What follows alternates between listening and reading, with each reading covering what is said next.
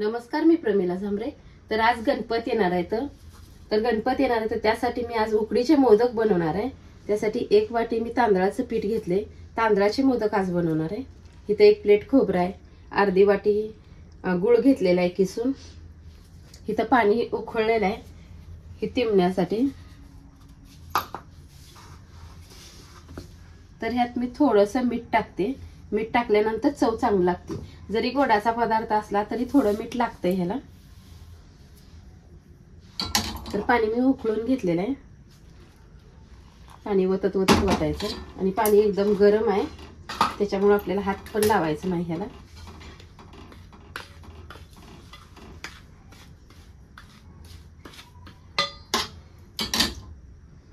लागल तसं थोडं थोडं पाणी ओतून तिबून घेते।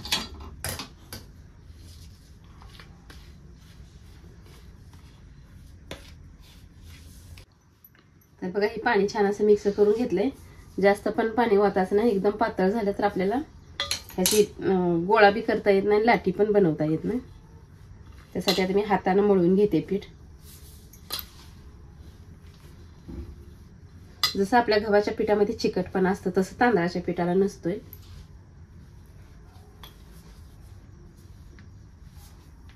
तर बघा हे पीठ तिंबून घेतलंय मी, थोडं तूप लावून ठेवलेलं आहे। 10 मिनिटं मी भिजायला ठेवणार आहे। पीठ बघा जास्त घट्टही नाही आणि जास्त पातळ पण नाही। आता हे ह्याला मी 10 मिनिटं असंच भिजायला ठेवणार आहे।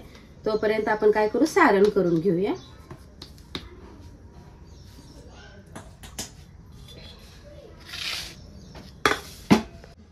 तर ही खोबरं आहे, खोबऱ्याचा किस आहे, ओल्या नारळाचा आहे। ह्याला मी अजून की थोडंसं बारीक करून घेते मिक्सर मध्ये।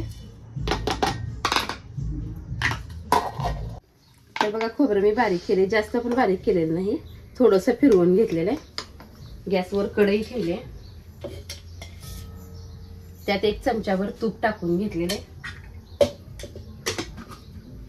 त्या तुपावरतीच आपल्याला गूळ टाकायचा आहे वितळण्यासाठी।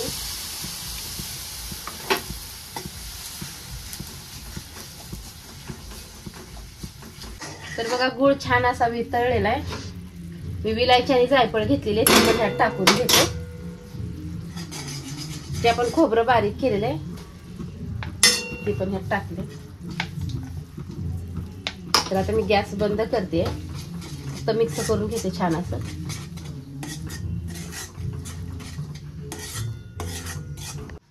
तर बघा ह्याचं सारण मधलं गुळाचं जे पाणी झालेलं होतं ते पूर्ण आटलेलं आहे आणि सारण छान असं कोरडं झालेलं आहे। तर इथे 10 मिनिटं झाले, हे पीठ पण छान असं भिजलेलं आहे। मी एक गोळा काढून घेतलाय, थोडासा मैदा घेतलाय मी लावायला। तांदळाचं पीठ लयच मोठं जाडसर आहे म्हणून मैदा घेतलेला आहे लावण्यासाठी। मी ह्याची लाटी लाटून घेते।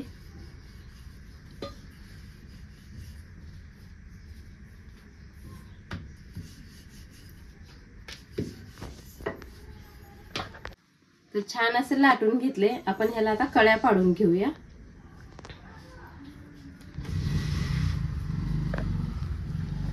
तर छान अशा मी कळ्या पाडून घेतल्या त्या। ह्यात सारण घालून घेऊया। सारण ह्यात भरपूर असलं तर मोदक खाण्याला छान लागतो।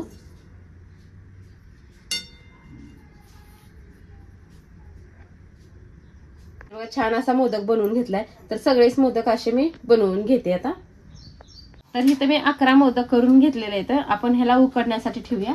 तर इकडे गॅसवर मी पातेलं ठेवलंय, त्यात पाणी ठेवलेलं आहे उकळायला। तर आता एक एक मोदक आपण ह्यात उकडण्यासाठी ठेवून घेऊया।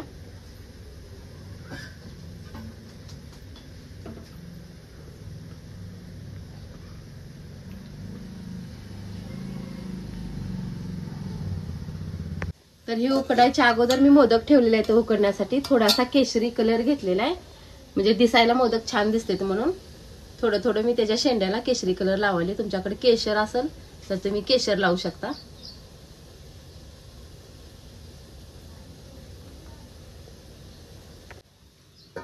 तर आता पाणी छान उकळलेलं आहे, त्याच्यामुळे 5 मिनिटं आपल्याला मोदक उकडायला लागतात। तर छान असे मोदक आपले उकडलेले आहेत। तर आता ह्याला मी एका प्लेट मध्ये काढून घेते आणि गरम आहे तर भरपूर। तर बघा एका प्लेट मध्ये सगळं मोदक काढून घेतले। एक मोदक मी साईडला काढून घेतलेला आहे। तर छान अशी तुपाची धार सोडूया आपण ह्याच्यावर। तर आपण ह्याला आता कट करून घेऊया. तर बघा छान असा मोदक आपला झालेला आहे.